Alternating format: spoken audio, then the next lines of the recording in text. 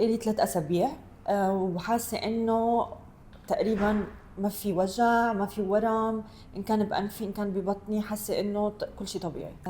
عملت مع الدكتور أحمد شريفة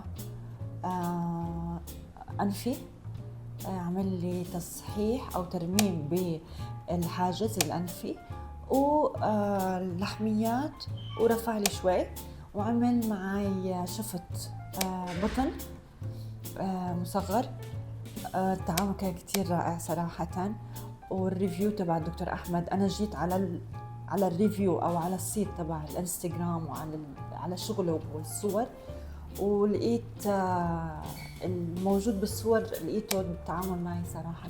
إذا عملت الإجراءين مع بعض أخذت العملية بحدود 2.5 ل3 ساعات، وكانت إفاقة على طول. طلعت بنفس النهار. المتابعة بعد العملية كانت جدا سهلة، والتواصل مع المنسقات والفريق العمل كله رائع.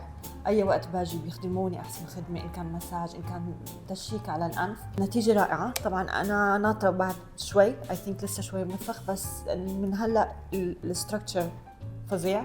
المعدة زي ما طلبتها almost كل شيء perfect.